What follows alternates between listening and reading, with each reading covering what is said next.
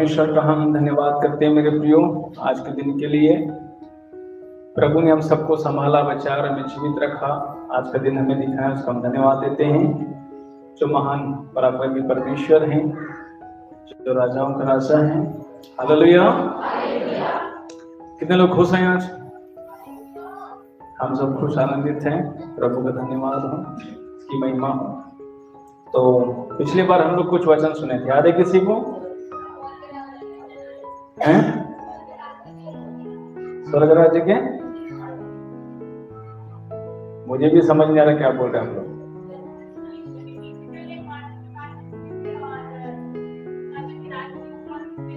हाँ, हालेलुया। स्वर्ग राज्य कितना महत्वपूर्ण है और वो सारी दुनिया से भी महंगा है। हालेलुया। जिसके विषय में हमने सुना था, तो सबको समझ में आया होगा। कितने लोग को नहीं आया? हालेलुया। क्या करेंगे आप? इसलिए जितने लोगों ने यीशु मसीह से मुलाकात किया ना, वो सब दे दिया, प्रभु को ही दे दिया। जाओ अब हमको स्वर्ग दे दो, आप दुनिया का सब ले लो। हालेलुया। जब कहीं ने सब दे दिया, हमको स्वर्ग दे दो। ठीक है, मत्ती ने अपना नौकरी दे दिया, हमें स्वर्ग दे दो। पतरस ने अपना पूरा जीवन दे दिया, हमें स्वर्ग दे दो। पौलुस ने अपना जीवन दे दिया, बस हमें स्वर्ग राज दे दो। जितने लोगों ने उसके बारे में सुना, उन्होंने संसार पूरा प्रभु के सामने रख दिया स्वर्ग के लिए। हालेलुया। आइए मेरे प्रियो, आज हम परमेश्वर के वचन में जाएंगे। मेरा सवाल है सबसे पहले, परमेश्वर कौन है? आप बताइए, कौन है परमेश्वर? है राजाओं का राजा, बिल्कुल सही है। और बताइए,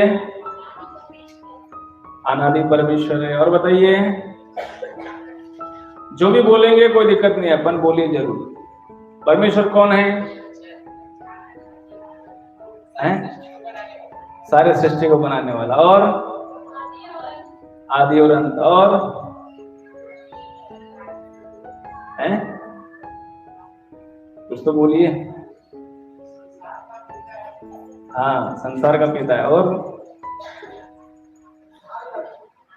उद्धार करता है। और बताइए,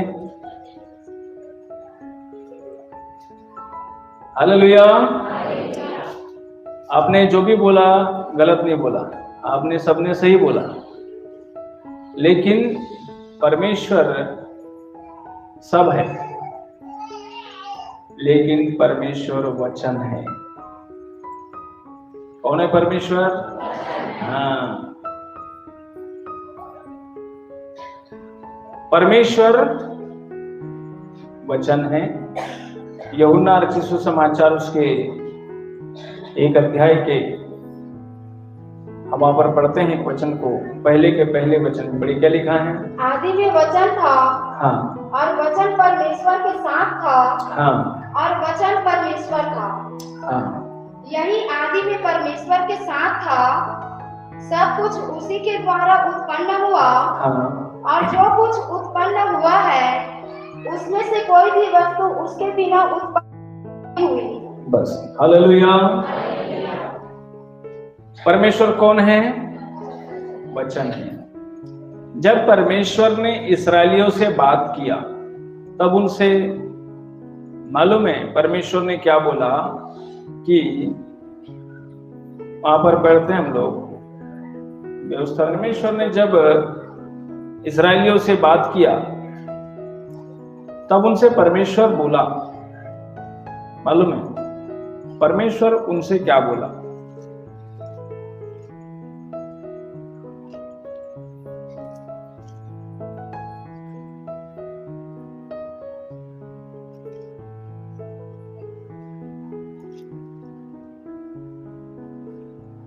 व्यवस्था विवरण 4 अध्याय उसका 15 से पढ़ेंगे। इसमें तुम अपने विषय में बहुत सावधान रहना। देखो क्या रहना? अपने विषय में बहुत सावधान रहना। अपने विषय में बहुत सावधान रहना।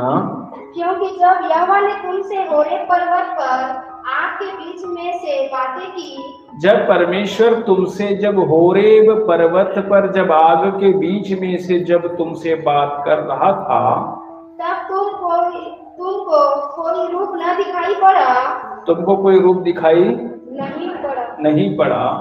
कहीं ऐसा ना हो कि तुम बिगड़ कर चाहे पुरुष चाहे स्त्री के, चाहे पृथ्वी पर चलने वाले किसी पशु, चाहे आकाश में उड़ने वाले किसी पक्षी के, चाहे भूमि पर रहने वाले किसी जंतु, चाहे पृथ्वी के जल में रहने वाली किसी मछली के रूप की कोई मूर्ति खोद कर बना लो। परमेश्वर ने वहां पर बोला कि जब मैं होरेब पर्वत पर से जब तुमसे बात किया तो मैंने तुम्हें कोई रूप नहीं दिखाया, ठीक है। इसलिए क्या बोला, तुम अपने विषय में सावधान रहना, कोई तुम्हें भरमाने न पाए, कोई तुम्हें बहकाने न पाए, कोई तुम्हें किसी और प्रकार की जैसे कि संसार में कोई और प्रकार के पशु की, पक्षियों की, जानवर की या कोई प्रकार की और सूरत दिखा के कोई तुम्हें भरमाने न पाए, किसी और प्रकार का रूप तुमको कोई दिखा के यह न कहे कि ये ईश्वर है। इसलिए वहां पर परमेश्वर ने बोला कि तुम अपने विषय में क्या रहना, सावधान रहना। परमेश्वर ने जब होरेब पर्वत पे बात किया, मूसा भी मालूम है, मूसा भी परमेश्वर से जिद कर दिया। मूसा भी परमेश्वर को बोला, हे परमेश्वर मुझे तेरा रूप दिखा दे। तो परमेश्वर ने क्या बोला, तू मेरा रूप को, परमेश्वर वहां पर उसे अपना रूप दिखाने बुलाया था कि किसके लिए बुलाया था, है? मूसा को परमेश्वर ने होरेब पर्वत पर किसके लिए बुलाया था? हाँ, क्या देने के लिए? आज्ञा मतलब वचन। परमेश्वर ने उसे वहां पर आज्ञाएं देने के लिए बुलाया। यदि वहां परमेश्वर उस मूसा को कोई रूप दिखा देता तो मूसा भी जाता नीचे और फिर ऐसी कोई फोटो, ऐसी कोई प्रतिमा बना के सबकी पूजा करवा देता। परमेश्वर कौन है? वचन परमेश्वर है। ये वचन की आवश्यकता हम मनुष्य को क्यों पड़ी? क्या बिना वचन के हम इंसान क्यों नहीं जी सकते? ये वचन की जरूरत हमें क्यों है आज वर्तमान में? क्यों परमेश्वर ने अपने वचनों को इस पृथ्वी पे भेजा? इसकी क्या जरूरत पड़ गई है? क्योंकि मैं बताना चाहता हूं आपको, उसकी जरूरत ऐसी पड़ी क्योंकि जब एक व्यक्ति इस पृथ्वी पे जन्म लेता है, ठीक है, तो देखा जाए तो वो अव्यवहारिक रूप से जन्म लेता है और अव्यवहारिक शिक्षाओं को ग्रहण करता है, जो स्वर्ग के बिल्कुल विरोध है। वचन कहां से आया? स्वर्ग से आया, ठीक है। मनुष्य को परमेश्वर ने कहां से बनाया? भूमि की मिट्टी से बनाया। उसमें आत्मा को कहां से डाला? स्वर्ग से डाला। आत्मा तो जो, अच्छा, शरीर कहां से आया है? पृथ्वी से आया। तो इसका भोजन कहां से आता है? हाँ, आत्मा कहां से आया? इसलिए इसका भोजन कहां से आना चाहिए? हाँ, आप आत्मा को संसार का भोजन नहीं खिला सकते। आप जब मॉल घूमने जाते हैं तो आपकी आत्मा दुखी हो जाती है, जानते हैं आप? जब कोई व्यक्ति किसी से लड़ाई करता है तो आत्मा नाराज होती है। जब हम किसी को गाली देते हैं तब आत्मा परेशान होती है। जब हम किसी का धन चुराते हैं आत्मा बहुत दुखी हो जाती है। आत्मा शरीर के खिलाफ में है और शरीर किसके खिलाफ में है? शरीर हर समय आत्मा के विरोध काम करता है और वो क्या करता है, वो संसार की दुनिया में घुमाना चाहता है, गुमराह करना चाहता है। इसलिए जो है शरीर जो है ये संसार की बातों पे हमेशा मन लगाता है, पर आत्मा कहां मन लगाता है? आत्मा कहां से आया है? इसलिए वापस आत्मा कहां जाना चाहती है? स्वर्ग जाना चाहती है। और शरीर कहां जाना चाहता है? शरीर इस पृथ्वी पे रहना चाहता है। इसलिए क्या करता है मालूम है? शैतान ने लोगों को इतना संसारिक बना दिया, इतना संसारिक बना दिया कि लोग मालूम है इस पृथ्वी को ही स्वर्ग बनाने में लग गए हैं। इसलिए इतना जबरदस्त मकान बनवा रहे हैं, इतनी जबरदस्त स्टाइल के साथ में अपना घर दार दुनियादारी, आज पूरा संसार को देखेंगे इतना रंग बिरंगा हो गया है, इतना मजेदार होते जा रहा है कि लोग जो है यहां से एक पल भी अपने मन को हटाना नहीं चाहते। हालेलुया। ये है संसार। परमेश्वर ने जब आदम को बनाया था ना, तो उसके लिए वहां पर अदन की वाटिका में उसको अन्य पशु पक्षी के समान ही रखा था, उसके लिए घर नहीं बनाया था। उसके लिए परमेश्वर ने अच्छे मखमली कपड़े का इंतजाम नहीं किया था। उसके लिए परमेश्वर ने कोई और प्रकार की मेज नहीं बनाई थी, कोई और प्रकार का मकान नहीं बनाया था, कुछ नहीं, केवल तुझे इसी पशु के समान इसी वाटिका में रहना है। लेकिन जैसे ही वाटिका से बाहर निकला, शैतान उस मनुष्य के मन को उकसा के उभार के उसको इतना ध्यान में, उसके दिमाग में इतना भर दिया कि वो पूरा इसी दुनिया को रंग बिरंगा सजावट में बढ़िया एकदम सब कुछ करने में लग गया, और आत्मा के बारे में चिंता नहीं है। हालेलुया। तो परमेश्वर कौन है? अब ये वचन कैसे हैं, अब हम थोड़ा देखेंगे। मेरे साथ निकालिए, पुराने नियम में थोड़ा सा आएंगे, ठीक, कुछ उदाहरण हम देखेंगे। परमेश्वर वचन है, तो वचन क्यों आया है? वचन क्यों आया है? वचन क्यों आया है? यदि कोई विश्वासी वचन पे नहीं चल रहा है, वचन को नहीं मानता है, तो वो स्वर्ग के नागरिक नहीं हो सकता। क्योंकि हमको पूरी वहां की प्रैक्टिस यहां करना है। समझ में आया?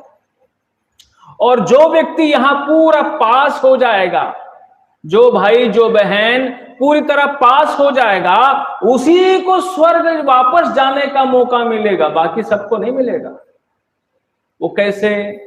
हम जिस शरीर में जी रहे हैं, ये शरीर मालूम है कैसा है? ये शरीर लालची है। समझ में आया? ये शरीर में संयम नहीं है। इस शरीर में इतनी अभिलाषाएं हैं, और ये सब कुछ क्या करती हैं? परमेश्वर का वचन को तोड़ती है। ठीक है? क्या करती है? परमेश्वर के वचन को ये तोड़ता है। ये शरीर जो है ये आज्ञाकारी नहीं है। इसलिए तो लूका रचित सुसमाचार में देखिए एक वचन लिखा है कि परमेश्वर इन दिनों में क्या बनाना चाहता है, अपने लिए कौन सी प्रजा वो बनाने के लिए बनाना चाहता है। किस लिए आज्ञा आया, किस लिए वचन आया, है ना? 1 अध्याय का उसका 17 पढ़िए। यूहन्ना 1 का 17, सॉरी लूका 1 का 17।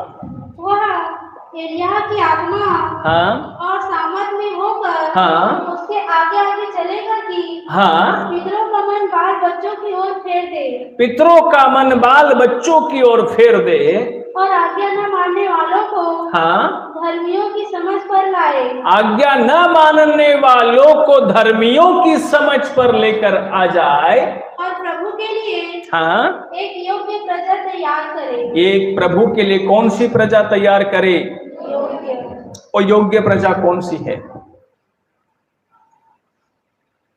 आज्ञा न मानने वाले लोगों को वो परमेश्वर के उस समझ पर लेकर आ जाए ताकि परमेश्वर के लिए एक योग्य प्रजा क्या हो जाए? तैयार हो जाए। हालेलुया। इसलिए परमेश्वर वचन है। वचन बोले तो क्या है? वचन बोले तो क्या है? परमेश्वर। ठीक है, पुराने नियम में इसको क्या बोला गया? यहोशू 1:7 पढ़िए। पुराने नियम में इसको क्या बोला गया?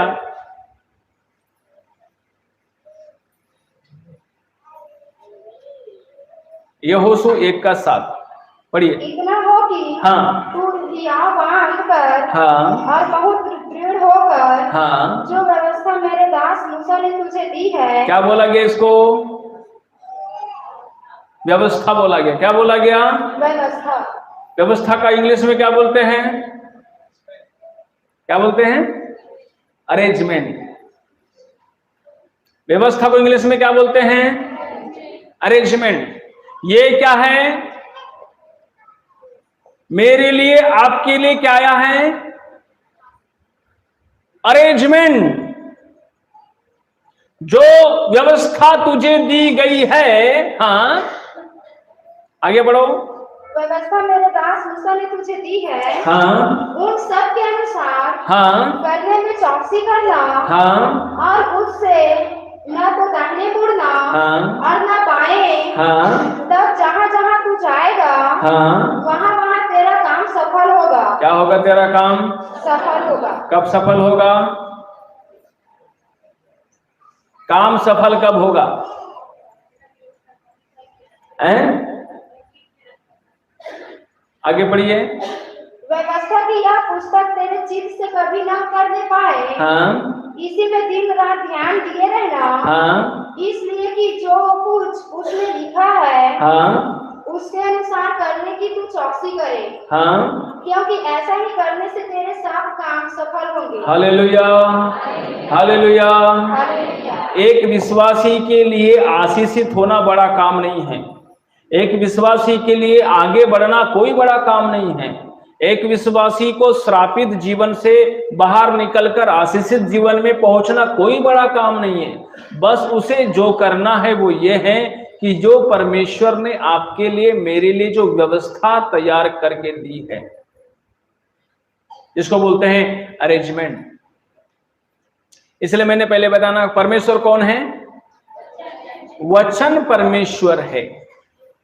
परमेश्वर वो शब्द है जो बाइबल में बोला गया है। परमेश्वर वो वचन है, वो व्यवस्था है परमेश्वर जो बोला गया है। ठीक है, इसलिए बोला कि इसके अनुसार करेगा तेरा सब काम सफल होगा। ठीक है, अब हम देखते हैं परमेश्वर नाराज क्यों हुआ। पुराने नियम में कुछ लोगों के बारे में देखते हैं। ठीक है, मेरे साथ निकाल लेंगे पहला शामुएल उसके 15 अध्याय उसके 10 वचन को पढ़िए। तब यहोवा का यह वचन शामूएल के पास पहुंचा। हाँ, मैं साउल को राजा बना के पछताता हूँ। क्या कर रहा हूं मैं? साउल को राजा बना के पछताता हूँ। हाँ, पढ़िए आगे। क्योंकि उसने मेरे पीछे चलना छोड़ दिया। हाँ, और मेरी आज्ञाओं का पालन नहीं किया। हाँ, तब शामूएल का क्रोध भड़का और वह रात भर यहोवा की दुहाई देता रहा। हालेलुया। हालेलुया। अब ये जो है परमेश्वर का वचन है। यहां पर साउल पर परमेश्वर का क्रोध भड़का। परमेश्वर का क्रोध साउल पर क्यों भड़का? क्यों भड़का? आज्ञा, उसने आज्ञा कैसे तोड़ा? वो आज्ञा कैसे तोड़ा है? मैंने बताया ना।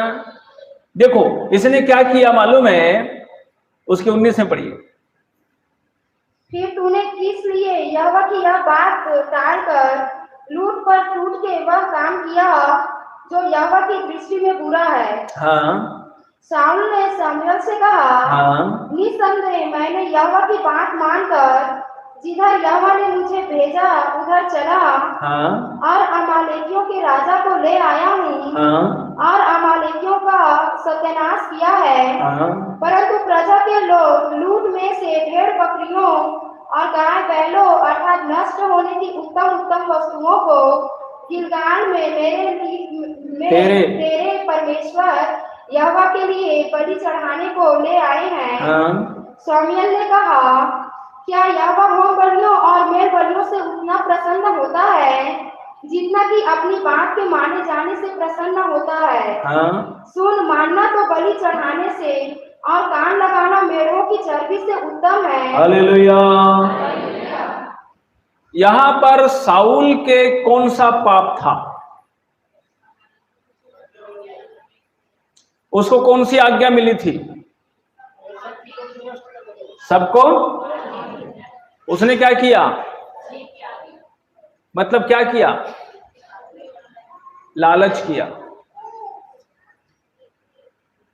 परमेश्वर ने उसे वचन दिया कि तू जब अमालियों की वहां पर जाए तो सारी जितनी भी चीजें तुझे मिले सबको तू मार डालना, सबको तू समाप्त कर डालना। लेकिन इसने क्या किया?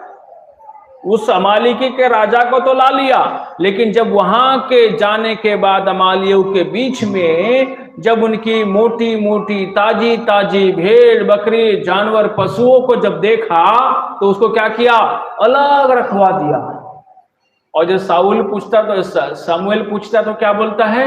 मैंने तो परमेश्वर को बलिदान करने के लिए रखा हूं। परमेश्वर ने क्या बोला? शमूएल ने क्या बोला?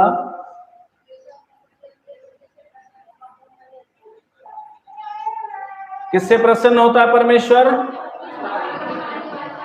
वचन के मानने से परमेश्वर प्रसन्न होता है। अपनी बात मानने से परमेश्वर प्रसन्न होता है। तेरी बलिदान से नहीं, तेरी मेल बलि से नहीं, तेरी होम बलि से नहीं। तू परमेश्वर को लालच देकर नहीं खरीद सकता। आज बहुत बड़ा मिस्टेक मेरे प्रिय मसीह भाई बहनों के जीवन में चलता है, वो ये है वचन को नहीं समझना। यहां राजा है, राजा के लिए क्या वचन है परमेश्वर का वो राजा को पता होना चाहिए। यही तो मिस्टेक लोग कर डालते हैं। आपके लिए परमेश्वर का क्या वचन है, मेरे लिए परमेश्वर का क्या वचन है, राजा के लिए परमेश्वर का क्या वचन है, प्रजा के लिए परमेश्वर का क्या वचन है? क्योंकि वचन है, क्योंकि परमेश्वर ये वचन स्वर्ग से हमारे बीच में भेजा है। मतलब एक बड़ा सिस्टम परमेश्वर जो है इस पृथ्वी पे जैसा स्वर्ग में है सेम वही एट सिस्टम इस पृथ्वी पर परमेश्वर लाना चाहता है। उसी को तो कहते हैं हे परमेश्वर तेरा राज्य आए।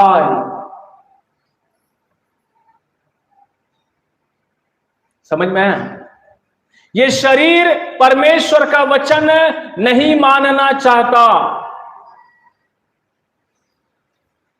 इसको मार काट कूट करके क्या हम इसे परमेश्वर के वचन में लाने के लिए तैयार है क्या? तभी परमेश्वर ऐसे लोगों से प्रसन्न होता है। इसलिए इसको व्यवस्था की भी पुस्तक कहते हैं।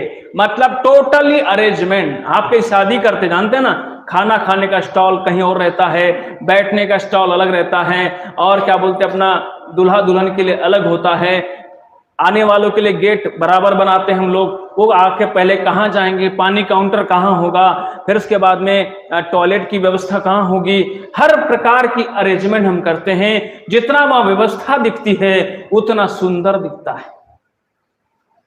मालूम है? इसलिए परमेश्वर ने आदम के लिए क्या बनाया था? क्या बनाया था? वाटिका को इंग्लिश में क्या बोलते हैं? गार्डन बोलते हैं। क्या बोलते हैं? परमेश्वर गड़बड़ी का नहीं है, परमेश्वर सिस्टमेटिक परमेश्वर है। परमेश्वर ने जब आदम को भी जब बनाया था उसकी उत्पत्ति करी थी, उसके लिए पहले गार्डन बनाया था। यहां गेंदे के फूल होंगे, वहां चमेली के फूल होंगे, वहां गार्डन में क्या है, हर चीज एक व्यवस्थित होता है। जंगल कैसा होता है? जंगल देखा आपने? जंगल में कोई सिस्टम नहीं, उसको जंगल कहते हैं। जहां व्यवस्था होती है उसको गार्डन कहते हैं। वहां भी पेड़ है, यहां भी पेड़ है। वहां जाएंगे तो डर लगेगा, यहां जाएंगे तो मन आनंद हो जाएगा। सही बात है। जंगल में जाएंगे तो आप रह नहीं पाएंगे, लेकिन गार्डन में आप आराम से चैन के साथ, देखना लोग आज संडे है, कई लोग गार्डन घूमने जाते हैं क्योंकि वहां मन आनंद हो जाता है। क्या देखकर? क्या देखकर? अरेंजमेंट देखकर, उस व्यवस्था को देखकर, वो सिस्टम को देखकर। उसी तरह परमेश्वर जो है आपके और मेरे से, देखो एक बार की बात है और हम देखेंगे परमेश्वर नाराज क्यों हुआ है। ये कोई गलत काम नहीं किया। कोई गलत काम किया क्या? साउल ने गलत काम किया क्या? साउल ने बोल देना मैं परमेश्वर के लिए उसको बलिदान करने के लिए भेड़ बकरी रखा हूं, परमेश्वर को खुश हो जाना चाहिए था। हमारा टाइप का इंसान होता तो क्या हो जाता? क्या हो जाता? खुश हो जाता। परमेश्वर खुश हुआ क्या? परमेश्वर को एक्सटर्नल भक्ति और ऑर्डिनरी दिमाग चलाने वाली भक्ति भी पसंद नहीं है। परमेश्वर को सिस्टम में रहने वाला आदमी पसंद है। अब देखो उजिया राजा के बारे में, देखो उजिया राजा क्या कर रहा है, कोई गलत काम नहीं कर रहा। देखो पढ़िए, मेरे साथ निकालिए पहला इतिहास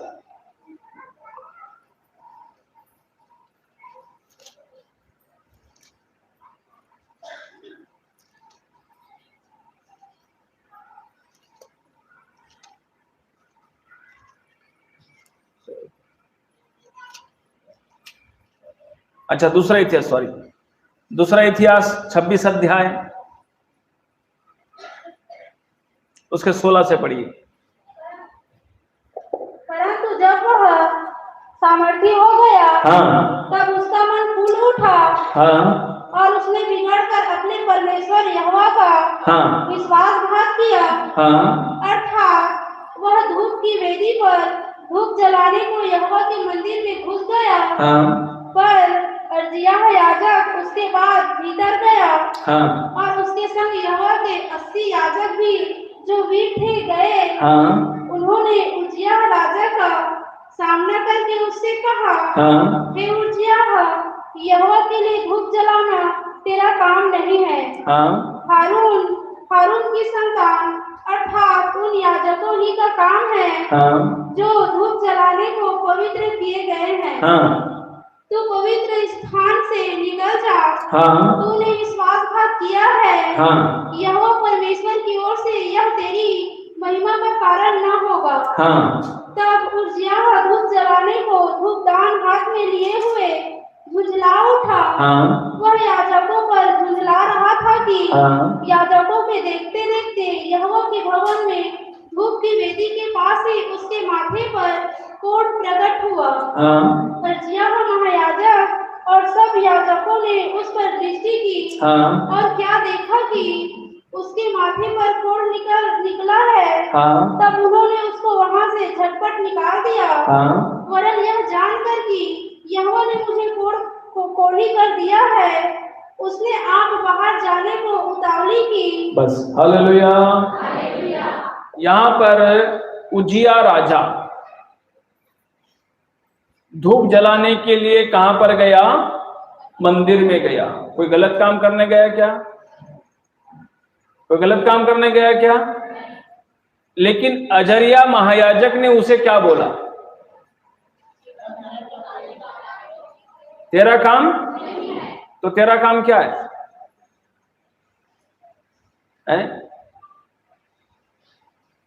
तेरा काम क्या है?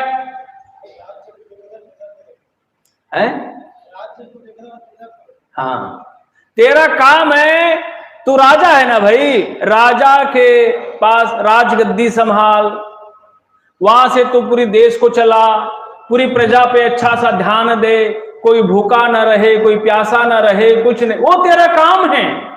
परमेश्वर की ओर से तेरे लिए ये वचन है। पर ये क्या करने लगा? जो काम उसका नहीं है वो काम भी करने लगा, डिंग मारी। मैंने बताया ना, शरीर क्या है? अनसिस्टमेटिक है। इसलिए परमेश्वर हमें इस शरीर के अंदर में जितना भी गड़बड़ी है उसको ठीक करना चाहता है, क्योंकि स्वर्ग का राज्य आने वाला है। हालेलुया। अजरिया महायाजक ने उसको साफ बोला, क्या बोला? अजरिया, पर अजरिया याजक उसके बाद भीतर गया और उसके संग यहोवा के 80 याजक भी वीर थे गए। उन्होंने उजिया राजा का सामना करके उससे कहा, हे उजिया, यहोवा तेरे लिए धूप जलाने का काम तेरा नहीं है, जो तेरा काम है वो तू कर, तू ये काम मत कर। पर उसने परमेश्वर के वचन को नहीं माना। उन याजकों के ऊपर में वो झुंझला उठा, उनसे वो लड़ने लगा, उस मंदिर में ही वो झगड़ा करने के उतारू हो गया। और क्या हो गया? जैसे ही धूप दान, उसको समझाइश मिली लेकिन नहीं माना, और उसने जबरदस्ती धूप दान लिया और उसको जलाया। जैसे ही जलाया उसके माथे पे कोढ़ प्रकट हो गया। हालेलुया। इसलिए बोला, परमेश्वर कौन है? परमेश्वर कौन है? वचन कैसा वचन है? वचन कैसा वचन? स्वर्ग में कोई आत्मा किसी आत्मा से लड़ती नहीं, स्वर्ग में कोई आत्मा किसी आत्मा के काम में आड़े नहीं आता, स्वर्ग में कोई भी व्यक्ति किसी को डिस्टर्ब नहीं करता, स्वर्ग में कोई किसी के कामों में बाधा नहीं डालता। लेकिन पृथ्वी पे क्या है? एक दूसरे की टांग खींचाखींची। यही तो शैतान ने संसार में पूरी गड़बड़ी डाल के रखी। इसलिए तो परमेश्वर अपना वचन भेजा। समझ में आया? परमेश्वर अपना मूर्ति और अपना फोटो, अपना रूप नहीं दिखाया इसलिए, नहीं तो वो दिखाता ना तो हम सब लोग भी क्या करते हैं, ऐसा कोई फोटो, मूर्ति, प्रतिमा बना के वही पूजा पाठ में लग जाते हैं। परमेश्वर ने वचन भेजा। इसलिए मेरे लिए कौन सा वचन है? यही गड़बड़ी कौन किया जानते हैं आप? यही गड़बड़ी नबूकदनेस्वर राजा किया। उसको दानियेल ने समझाया, ये तेरा काम नहीं है, जो तेरा काम है तू कर। वो हट गया। पढ़िए क्या लिखा है उसमें, ये दानियेल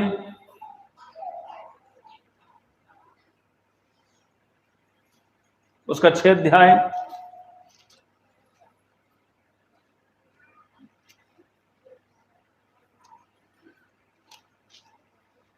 एक मिनट, 6 नहीं, 4 का 27। इस कारण हे राजा, मेरी यह सम्मति स्वीकार कर, हाँ, कि यदि तू पाप छोड़कर धर्म करने लगे, हाँ, और अधर्म छोड़कर दीनहीनों पर दया करने लगे, हाँ, तो संभव है कि ऐसा करने से तेरा चैन बना रहे। हाँ, यह सब कुछ नबूकदनेस्सर राजा पर घट गया। हाँ, 12 महीने के बीतने पर, हाँ, जब वह बेबीलोन के राजभवन की छत पर टहल रहा था, हाँ, तब वह कहने लगा, हाँ, क्या यह बड़ा बेबीलोन नहीं है, हाँ, जिसे मैंने ही ने अपने बल और सामर्थ्य से राज निवास होने को और अपने प्रताप की बड़ाई के लिए बसाया है। हाँ, यह वचन राजा के मुंह से निकलने भी न पाया था कि आकाशवाणी हुई, हाँ, हे राजा नबूकदनेस्सर, हाँ, तेरे विषय में यह आज्ञा निकलती है, हाँ, राज्य तेरे हाथ से निकल गया, हाँ, और तू मनुष्यों के बीच से निकाला जाएगा, हाँ, और मैदान के पशुओं के संग रहेगा, हाँ, और बैलों के समान घास चरेगा, हाँ, और 7 कान तुझ पर गिरेंगे। हालेलुया। हालेलुया। दानियेल ने उसे क्या बोला, वो क्या कर डाला। दानियेल क्या बोला उसे? तू राजा है, तेरे लिए कौन सा वचन है? हैं? तेरे लिए कौन सा वचन है? तू अपने राज्य में ध्यान दे, तू अपने राज्य में ध्यान दे और पाप छोड़कर अधर्म, तू पाप छोड़कर धर्म करने लगे और अधर्म छोड़कर दिनहीन पर दया करने लगे तो संभव है कि तेरा ऐसा ही करने से तेरा चैन और तेरा सुख बना रहेगा। ये तेरे लिए, ये जीवित परमेश्वर की ओर से एक वचन है। एक परमेश्वर का पवित्र जन यहां पर जब राजा को समझाइश दे रहा है, लेकिन राजा क्या किया? वो बात को सुनकर अनसुनी कर डाला और उसके बाद अपने बेबीलोन की जब छत पे जाके देखता है तो घमंड से बोलता है, क्या ये बड़ा बेबीलोन मेरा नहीं है? क्या हुआ? क्या हुआ? हाँ, उसको जानवर बनना पड़ा। 7 साल तक वो बैलों के समान घास चरते रहा। 7 साल तक उस पर पूरी गर्मी, धूप और छाव, हर तीनों मौसम उस पर गए और वो 7 साल पशु की तरह रहा। जब वो पश्चाताप किया तब वापस आया। हालेलुया। क्या है? परमेश्वर कौन है? हाँ, आपको ये खोजना चाहिए कि मेरे लिए परमेश्वर आपका क्या वचन है। ठीक है, अपने मुंह को थोड़ा सा कंट्रोल करेंगे क्या? अपने मन को थोड़ा सा उसके वचन में लाएंगे क्या? अपने चाल चलन को वचन के अनुसार काम करने में आप करेंगे क्या?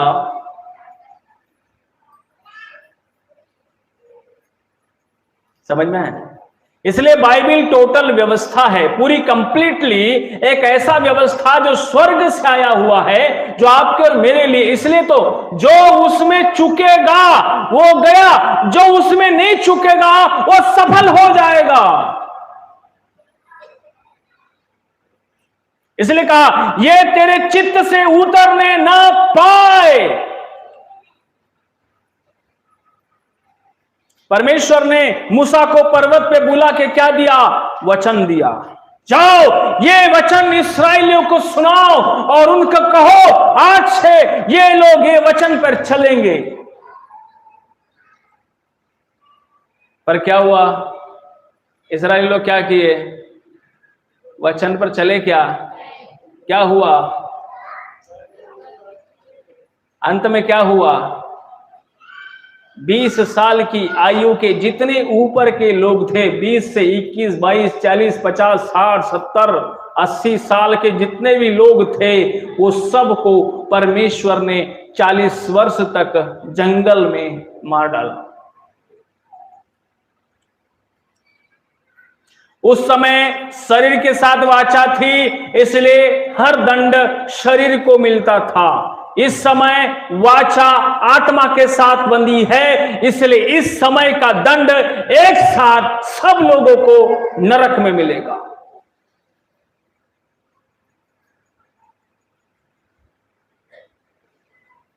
इसलिए इन दिनों में जो आपके और मेरे लिए जो वचन है, वो कौन सा वचन है? 3 समय में तीनों ने बातें की। पहले कौन बात किया? पुराने नियम में कौन बात किया? पिता बात किया। सुसमाचार की पत्री मत्ती से लेकर तो यूहन्ना तक थोड़ा सा भाग प्रेरितों के काम का, वहां तक कौन बात किया? यीशु मसीह पुत्र बात किया। उसके बाद प्रेरितों के काम से लेकर तो प्रकाशित वाक्य तक कौन बात किया? पवित्र आत्मा बात किया। समझ में आ रहा है? समय समय पर तीनों ने वचन दिया और वो वचन आपको मुझको मानने के लिए दिया, क्योंकि अब जो है ये आत्मिक व्यवस्था को परमेश्वर अंतिम समय में इस दुनिया में लाना चाहता है और वो आत्मिक व्यवस्था में हमको ढलने की आवश्यकता है। और आत्मिक व्यवस्था में क्या जानते हैं आप? आत्मिक व्यवस्था का सबसे बढ़िया काम है अपने आप को सरेंडर करना।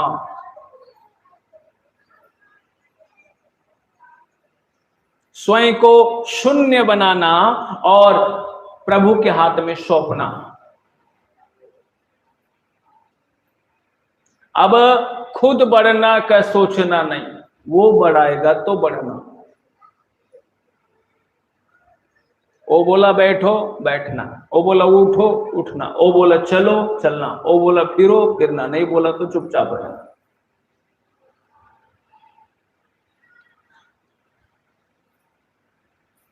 अब यहां पर देखेंगे नए नियम में हमारे लिए क्या वचन है।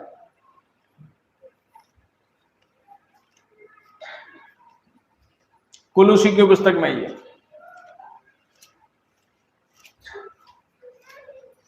जानते हैं आप आदम को परमेश्वर ने श्राप क्यों दिया है? आदम को परमेश्वर ने श्राप क्यों दिया था जानते हैं आप? हैं? हैं? निकालिए, उत्पत्ति में आइए, थोड़ा सा वचन देख लीजिए, 17 में पढ़िए, 3 का 17। और आदम से उसने कहा, हाँ, तूने जो अपनी पत्नी की बात सुनी, हाँ, और जिस वृक्ष के फल के विषय में मैंने तुझे आज्ञा दी थी, हाँ, कि तू उसे ना खाना, हाँ, उसको तूने खाया है, हाँ, इसलिए भूमि तेरे कारण श्रापित है। क्यों श्राप दिया है? गलत बोल देते हो आप लोग, क्या लिखा है उसमें?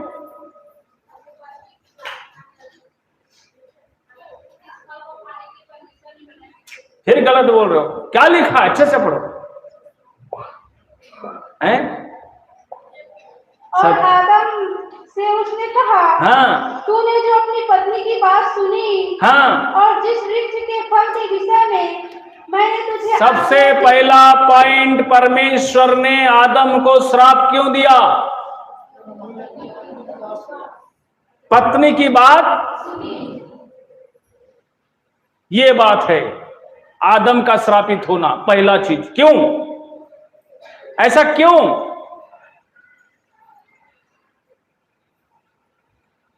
क्योंकि परमेश्वर ने जो स्त्री है उसे उस आदम की क्या बनाया था? दासी बनाया था।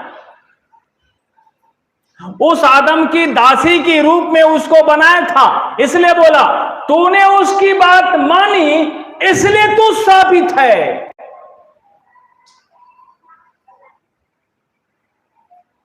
तुझे तेरी बात वो मानना चाहिए, तू उसकी बात क्यों मानी? समझ में है? क्या किया आदम ने? परमेश्वर का सिस्टम को तोड़ दिया। आदम ने परमेश्वर का सिस्टम को तोड़ दिया, इसलिए क्या हुआ मालूम है? वहां श्राप आया आदम के ऊपर। अभी भी मालूम है, इसलिए सबसे ज्यादा दुष्ट आत्मा मालूम है किसको पकड़ती है? स्त्री को पकड़ती है। क्यों पकड़ता है?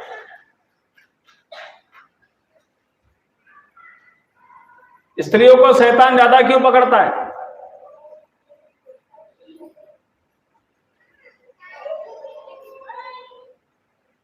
वो शैतान की बात को ज्यादा मानती है।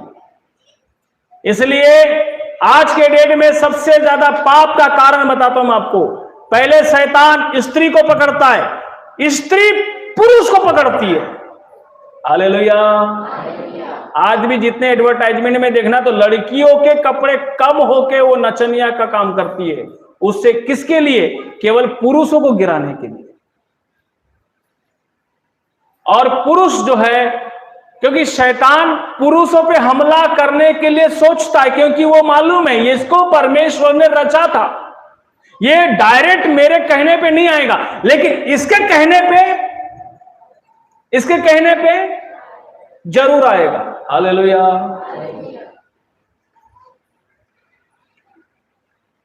यही तो है, परमेश्वर का वचन और सिस्टम टूटता है यहां पे। इसलिए नए नियम में भी क्या लिखा है मालूम है आप? नए नियम में भी थोड़ा सा जब आते कुलुस्सियों की पुस्तक में, ये देखो बार बार क्या लिखा है, पत्रस में लिखा है, नए कुलुस्सियों में लिखा है, हर पत्रियों में पौलुस ने लिखा, पत्रस ने लिखा। ऐसा क्यों लिखा?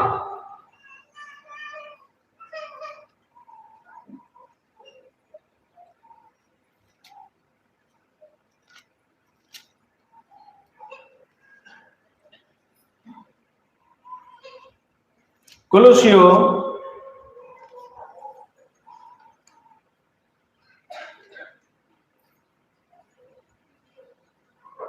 उसका 3रा अध्याय उसके 18 से पढ़िए। हे पत्नियों, हाँ, जैसा प्रभु में उचित है, हाँ, वैसा ही अपने पति के अधीन रहो। क्या रहो? अपने अपने पति के अपने पति के अधीन रहो। और पति को क्या बोला? हे पतियों, हाँ, अपनी अपनी पत्नी से प्रेम रखो। क्या रखो? प्रेम रखो। पत्नी को क्या बोला? अपने पति के अधीन रहो। और स्त्रियों को क्या बोला? सॉरी, पुरुषों को क्या बोला? अपनी अपनी पत्नी से प्रेम रखो। प्रेम रखो। क्यों प्रेम रखो? पढ़िए। और उनसे कठोरता ना करो। हाँ, हे बालको, देखो, उनसे कठोरता ना करो, उनसे प्रेम रखो, लेकिन स्त्री क्या रहे? पति के अधीन रहे। अब थोड़ा सा पहला पत्रस में आइए,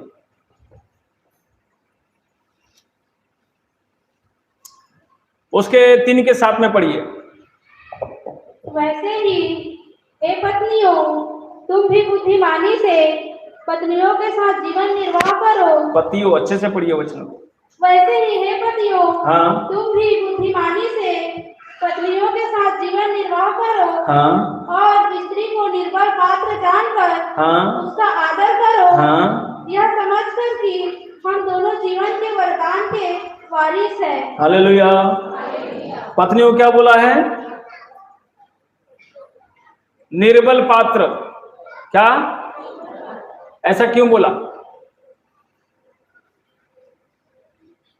स्त्रियों को निर्बल पात्र क्यों बोला गया?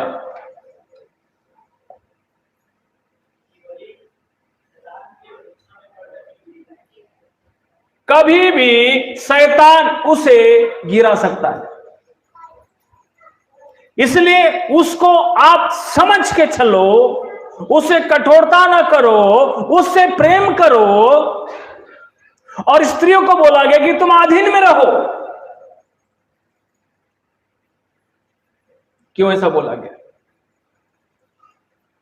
परमेश्वर कौन है? परमेश्वर वचन है। हालेलुया। इसलिए आखिरी समय में परमेश्वर ने जो हमें वचन दिया वो ऐसा वचन है, ठीक है।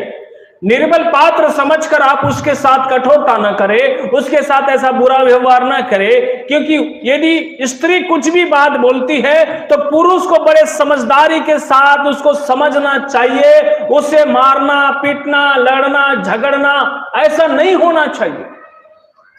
क्यों मालूम है? सबसे ज्यादा संसार, धन, पैसा और संपत्ति की जो अभिलाषा है, सबसे ज्यादा किसको है? सोना का अभिलाषा, बहुमूल्य कपड़ों का अभिलाषा, चांदियों की अभिलाषा किसको है? किसको है?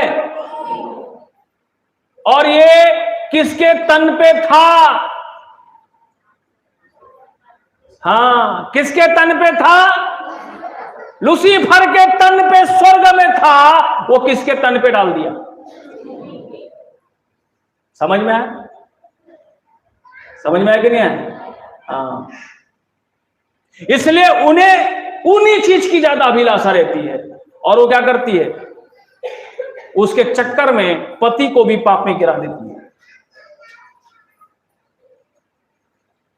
उसके चक्कर में पति को भी गलत काम करने पर उकसा देती है। इसलिए उधर साउथ तरफ के जितने लोग विश्वास में आते हैं ना, मालूम है, वो सोना चांदी सब उतार देते हैं, चर्च में छोड़ देते हैं, आज के बाद नहीं पहनेंगे। और कभी चर्च में उधर देखना आप, कोई भी स्त्री एक ठो चूड़ी भी पहन के नहीं जाती है। हालांकि हम लोग को हिंदू धर्म के अनुसार बहुत बुरा लगता है, लेकिन उसका मतलब वो नहीं, उसका मतलब ये है, जब आपके तन से वो बाहर जाएगा तब आपका मन उसके प्रति क्या हो जाएगा। जब तक पहनने का आदत रहेगा तब तक आपका दिमाग में वही चलते रहेगा। समझ में आ रहा है ये चीज है। इसलिए बोला उसे कौन सा पात्र। हाँ, मैं अपने पत्नी के साथ भी व्यवहार करता हूं, मालूम है, जब कुछ ऐसा बात करते उसको मैं टाल देता हूं, उसको बड़ा प्यार से समझाता हूं। हालेलुया। हमें भी ऐसा करना चाहिए। अभी हमारे बीच में बहन लोग हैं, आप तो डायरेक्ट वचन सुन रहे हैं, अब आपको ये बात नहीं आना चाहिए कि मेरा पति मुझे समझाए, आपको खुद समझना चाहिए। समझ में है? इसलिए मालूम है शैतान ने क्या किया, पुरुषों का कान नाक मुंह नहीं छेदवाया, किसका छेदवाया? हालेलुया। और सब में क्या डलवा दिया? सोना चांदी। हालेलुया। क्यों? ये लूसीफर के तन में था। कहां पर? स्वर्ग में। समझ में आया? ये उसकी बड़ी चाल है, इसलिए सावधान हो जाइए। इसलिए जब आपके घर में कोई भी ऐसी वस्तुएं ना हो, जिद नहीं करना, उसके लिए लड़ाई नहीं करना, उसके लिए झगड़ा नहीं करना। कभी आप संसार में नहीं हो, अभी आप संसार से आए हो, कोई त्योहार आए, कोई कुछ आए, कोई कपड़ा नहीं हो चलेगा, पुराना कपड़ा में जीवन बिताना सीखो। मालूम है वो आभूषण मलमल सब कुछ पहनता था वहां पे, इसलिए वो क्या किया मालूम है, सबको स्त्री पे डाल दिया। जानते हैं आप सबसे ज्यादा पुरुष लोग पैसा कहां लुटाते? जब नचनी एक महिला जब देखना, जब अब टीवी में कहीं पर भी देखेंगे आप, तो उसको इतना सजाते कि सारे लोग पागल हो जाते हैं और उसके ऊपर पैसा लुटाना चालू कर देते हैं, और सारे लोग बर्बाद होके जाते हैं। हालेलुया। ये किसकी योजना है? शैतान की योजना। इसलिए क्या बोला है, स्त्री को क्या बोला गया है? पति के अधीन में रहो। वो बोला ना, नहीं लेन, चुप, ठीक। हालेलुया। समझ में आया? ऐसा जीवन जीना सीखना चाहिए बहन लोग को, तब जाकर आप पाप से बचेंगे। आप कुलुस्सियों की पुस्तक में थोड़ा सा जाइए फिर से वापस, वहां पर जो सिस्टम परमेश्वर हमको दिया, पूरा सिस्टम दिया। देखो क्या लिखा है कुलुस्सियों, हाँ, जहां पर पढ़ रहे थे 3 अध्याय उसके 20 में पढ़ेंगे। चलो। हे बालकों, हाँ, सब बातों में अपने अपने माता पिता की आज्ञा का पालन करो। बच्चों के लिए क्या वचन है परमेश्वर का? माता पिता की आज्ञा का। हाँ, आप सबके लिए स्वर्ग के परमेश्वर का ये वचन है, अपने माता पिता की आज्ञा का पालन करो। आजकल के बच्चे क्या कर रहे हैं? आजकल के बच्चे क्या कर रहे हैं? यदि जो बच्चा माँ बाप का बात नहीं मानता, आज्ञा नहीं मानता, वो वचन तोड़ रहा है, और जो वचन तोड़ता है उसको सांप डसता है, ऐसा सब उपदेशक में लिखा है। और कौन है? वो शैतान है। समझ में आ रहा है? आज शैतान ने लोगों को फिल्म दिखा के मालूम है संसार में क्या कर दिया? भगा भगी चालू करवा दिया। आजकल लड़का देखने जब घर में आता है तो माँ बाप मजबूर हो जाते हैं, लड़की को पूछना पड़ता है तोला पसंद है का? वो ये गलत है।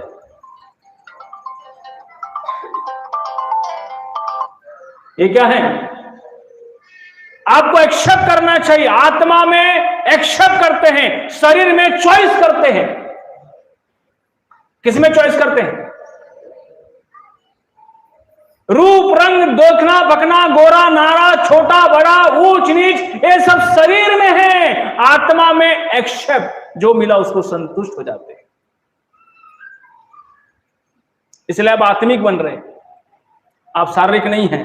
इसलिए आपको यह बोलना चाहिए, आप जिसको बोलेंगे उससे हम शादी करेंगे, आप जिसको लाएंगे उससे हम विवाह करेंगे, ऐसा बोलना चाहिए। तब आप कहेंगे कि आप माता पिता के अधीन में हैं। पहले से प्रैक्टिस करना, पहले से पटा के रखना, फिर समय आने पर भग जाना, ये गलत काम है। परमेश्वर का वचन के खिलाफ है। आगे बढ़िए, क्या लिखा है?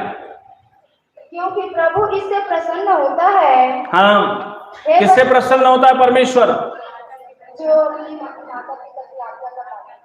हाँ, जो बच्चा अपने माँ बाप का आज्ञा का पालन करता है, जो स्त्री अपने पति के अधीन रहती है, जो पुरुष अपने पत्नी से प्रेम करता है, उन सब से परमेश्वर खुश हो जाता है। Hallelujah, hallelujah. कई पुरुषों का आदत बहुत गंदा हो जाता है, बिगड़ जाता है। बस कुछ हुआ नहीं, पत्नी को मारो पीटो, गलत। ऐसा नहीं करना। आपको प्रेम करने के लिए बोला है ना भाई, आपको मारने के लिए बोला है क्या? मारने के लिए बोला है क्या? हैं? बाइबल में ऐसा लिखा है, जो झगड़ालू, पियक्कड़, मारपीट करना वाला हो तो उसको हटा दो बोला है, उसे दूर रहो। आगे बढ़िए, क्या लिखा हुआ? हे बच्चे वालों, हाँ, अपने बालकों को तंग ना करो। ए बच्चे वालों, अपने बालकों को तंग ना करो। यदि आपके बच्चे हैं तो आप उनको ज्यादा परेशान न करें, वो सही शिक्षा दे, सिस्टम से चलाए, सिस्टम से रखे। आगे बढ़िए। ना हो कि उनका साहस टूट जाए। हाँ, हे सेवको, हे सेवको, जो शरीर के अनुसार तुम्हारे स्वामी हैं, हाँ, सब बातों में उनकी आज्ञा का पालन करो। पवित्र आत्मा ने जो वचन कलीसिया को दिया वो ये है, हे सेवको, सब बात में अपने स्वामियों के आज्ञाओं का भी पालन करो, उनके भी अधीन में रहो। हाँ, मनुष्यों को प्रसन्न करने वालों के समान दिखाने के लिए नहीं, हाँ, परंतु मन की सिधाई और परमेश्वर के भय से। Hallelujah, hallelujah. कैसे रहो? मन की सीधाई से और परमेश्वर के भय से। हालेलुया। क्या वचन मिला है परमेश्वर का हमें?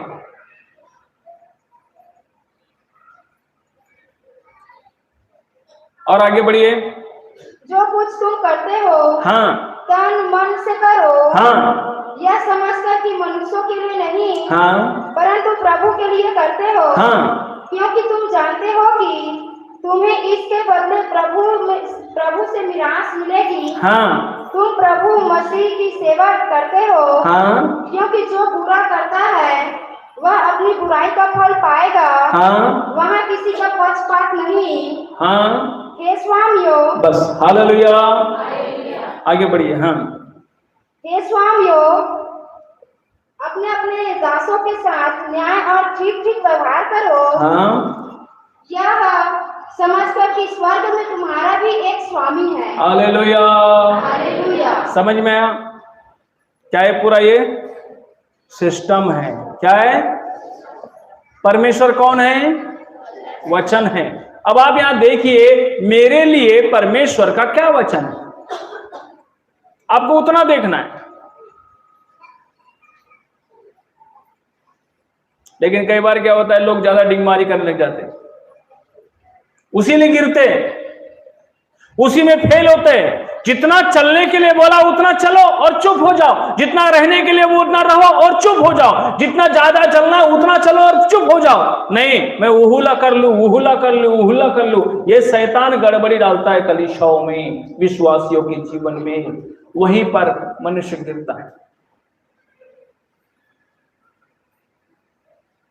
अधीन में रहो। अधीन का मतलब क्या है जानते हैं? एक स्त्री एक पति के अधीन कैसे रहती है? बाइबल कहता है, चलो वचन निकालेंगे हम लोग।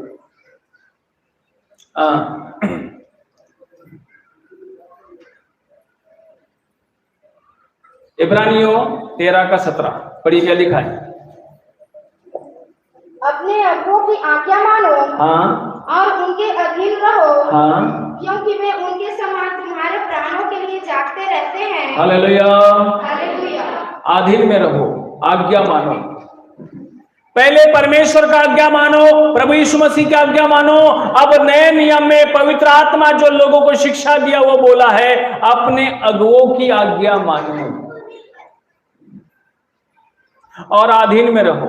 अधीन कैसे रहते जानते आप? हैं? समझे? जब एक स्त्री शादी होकर जब अपने पति के घर जाती है वो मालूम है उस दिन से उसके पति के अधीन हो जाती है। वो अपने घर, अपने पिता, अपने माता के घर को वो भूल जाती है, अपने वो परिवार को भूल जाती है, और जो कुछ भी उसके पास है, उसके पास जो कुछ भी है, वो सब कुछ अपने पति के ऊपर में और अपने पति के घर के ऊपर में वो न्यौछावर कर देती है। उसको बोलते अधीनता। जैसे आप संसार से निकलकर प्रभु ने आपको अपनी कलीसिया में लाया है, तो आपको उस तरीके से अधीन होना चाहिए कलीसिया के लिए, अपने अगुओं के लिए, कि जैसा एक स्त्री अपने पति के लिए होती है। तब जाकर हमारे जीवन से वचन पूरा होगा, तब जाकर आज्ञा मानने वाली प्रजा तैयार होगी और स्वर्ग का राज्य आएगा। हालेलुया। कैसे आएगा? पूरा सिस्टम आना चाहिए। कैसा आना चाहिए? आप अपने आप में चेक करें, मेरे अंदर में क्या मैं पूरा ऐसा सिस्टम में चल रहा हूं क्या?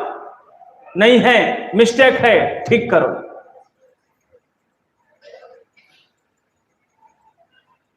तब हम परमेश्वर के वचन में हम चल रहे, क्योंकि देखो स्वर्ग से वचन आया है। क्या आया है? वचन आया है, और वो वचन आपके मेरे लिए है, और वचन में आप तैयार हो गए, आप देखना ऑटोमेटिक आशीषित हो जाएंगे। ऑटोमेटिक। मालूम है अधीनता का मतलब क्या होता है?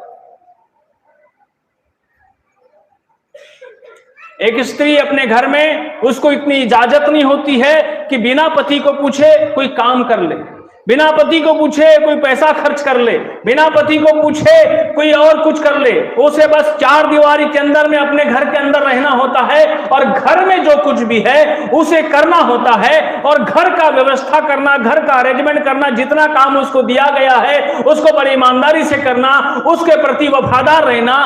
तब वो पति उस अपनी पत्नी को लेकर बहुत खुश और आनंदित रहता है, और उस पत्नी को बहुत अच्छे से प्यार करता है। समझ में आ रहा है? वैसे ही जब संसार से निकालकर परमेश्वर ने हमें अपनी कलीसिया में लाया है, हमको यहां पर ऐसा अधीनता रहना चाहिए, इस घर के अंदर में ऐसा हमें रहना चाहिए, जाने माने कि अब हम इसके यहां पे क्या है क्या नहीं। आपको कलीसिया का जिम्मेदारी है, आप कलीसिया के अंदर हो, आपको यहां पर कौन आ रहा है, कौन जा रहा है, कैसा, किसके लिए प्रार्थना, कहां दुआ, क्या करना है, कब कौन सी प्रार्थना है, कौन सी मीटिंग है, कौन से समय में क्या हो रहा है, ये सारा जिम्मेदारी एक विश्वासी का है। तब कहेंगे इसका बॉडी पूरा सेट हो गया है वचन पे चलने के लिए। हालेलुया। अधिकतर विश्वासी लोग कब ज्यादा आते हैं? चंगाई वाले दिन। किस दिन? और बाकी समय अता पता नहीं रहता। ये गलत है। जब तक हम अपने आप को, क्योंकि क्या है, हम अनसिस्टमेटिक है, मैं आपको सब बता रहा हूं, हम अनाज्ञाकारी है। हम जब पैदा हुए अनाज्ञाकारिता में, हम अनसिस्टमेटिक, अनरीति, अनरिवाज, अरम चीजों में, जैसे जो हमारे पास कुछ नहीं था। लेकिन एक धन्यवाद हो परमेश्वर का कि जो परमेश्वर ने आपको अपनी जगह बुलाया, कि आपको वचन दे रहा है। यदि हम यहां पर फुलफिल होंगे तो ही स्वर्ग में ऐसे लोगों को ही क्या मिलेगा? जगह मिलेगा। जो फेल हो गया, जो फेल हो गया, हो गया।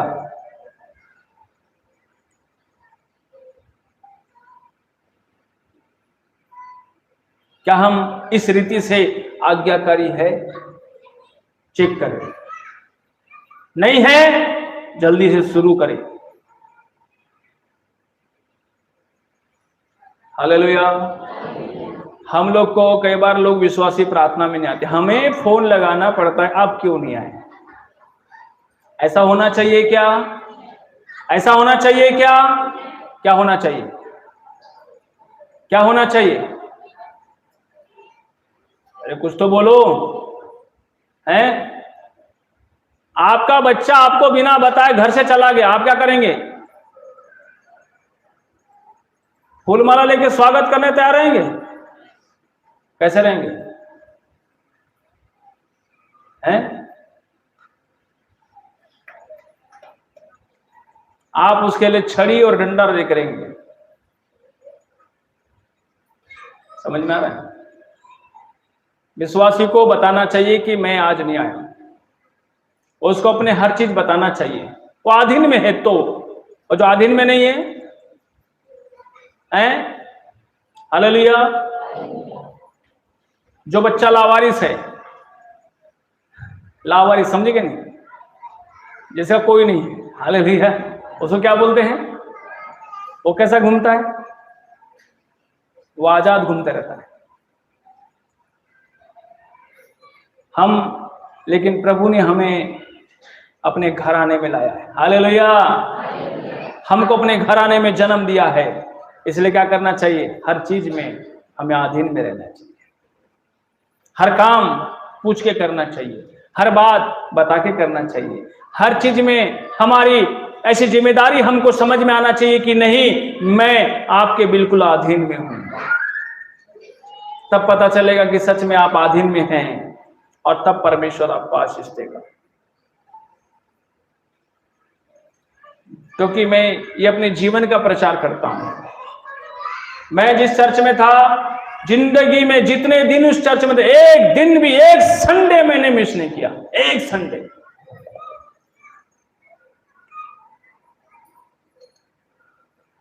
और कोई बात कभी ऐसा नहीं होता था कि मैं अपने अगुओं से शेयर नहीं करता था। तब जाकर परमेश्वर उठाता है। वचन टूटा, सब खत्म, क्योंकि वचन के बिना आप आशीषित नहीं हो सकते, आगे नहीं बढ़ सकते, कभी भी नहीं। इसको हल्के में नहीं लेना, क्योंकि परमेश्वर जो बनाना चाह रहा है सिस्टम, उसको आप एक्सेप्ट नहीं करेंगे। ऐसे लोगों की परमेश्वर को जरूरत नहीं है। परमेश्वर और लोगों को मौका देके भेजेगा, इनको ट्राई करो।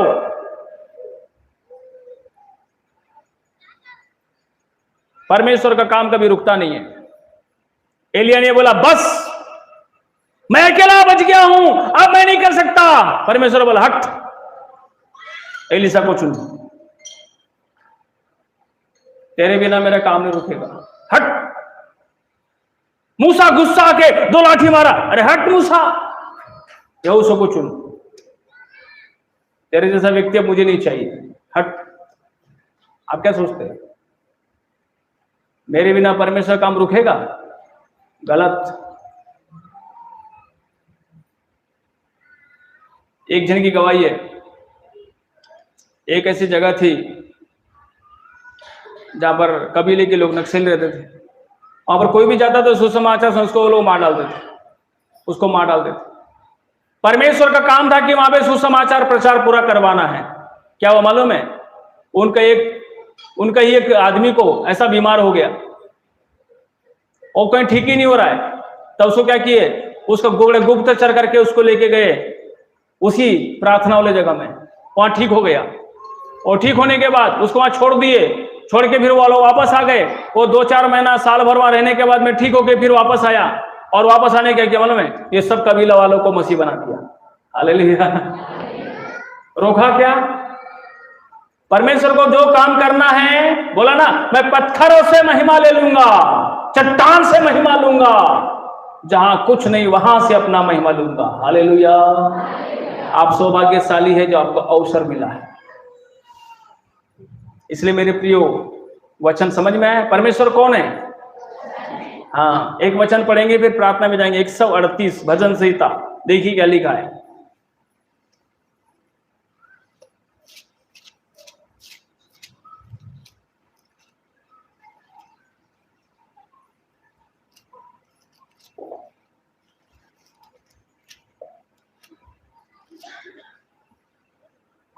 दूसरा वचन, मैं तेरे पवित्र मंदिर की ओर दंडवत करूंगा। हाँ। और तेरी करुणा और सच्चाई के कारण, हाँ, तेरे नाम का धन्यवाद करूंगा। हाँ, क्योंकि तूने अपने वचन को अपने बड़े नाम से अधिक महत्व दिया है। परमेश्वर, आप बोलेंगे ना, मैं परमेश्वर में तुझसे बहुत प्यार करता हूं, परमेश्वर बोलेगा मेरा वचन नहीं मानता तेरा प्यार कोई काम करने। आप बोलेंगे परमेश्वर मैं आपके लिए बहुत भेंट लाया हूं, आप मेरा वचन नहीं मानते तो मेरा कोई काम करना।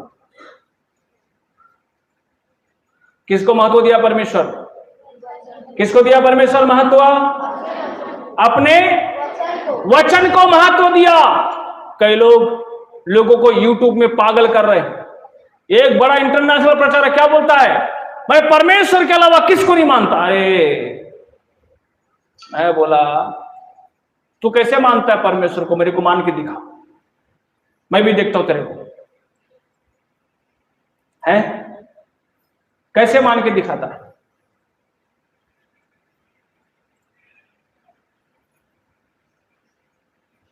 उतने में ही वचन के खिलाफ हो गया जितने में तू बोला। यीशु मसीह को इंप्रेस करने के लिए सिख जन आया, बहुत सारा भेंट लेकर आए, वेदी पे जा रहा था, वो बोला छोड़ इधर, पहले क्या कर, क्या मेल मिलाप कर, क्या पहले वचन है। परमेश्वर है कौन? परमेश्वर कौन है? वचन परमेश्वर है। इसलिए हर एक वचन को ध्यान से पढ़ो, सुनो, उसको समझो, उसमें चलो, उसके अनुसार करो, देखना आप कहां से कहां पहुंच जाओगे। Hallelujah, hallelujah. जितने लोगों ने वचन तोड़ा परमेश्वर ने सबको निपटा दिया। पुराने नियम में शरीर की पीड़ा थी इसलिए तुरंत परमेश्वर दंड देता था। अभी नए नियम में परमेश्वर जितने लोग वचन तोड़ेंगे, वचन में बने रहेंगे, वो स्वर्ग के लिए सुरक्षित हो जाएंगे। जो वचन तोड़ेंगे वो नरक के लिए चले जाएंगे, हमेशा हमेशा के लिए। हालेलुया। इसलिए अभी के समय आपको लगता होगा मेरे को दंड नहीं मिल रहा है, दंड मिलेगा, परमानेंट मिलेगा।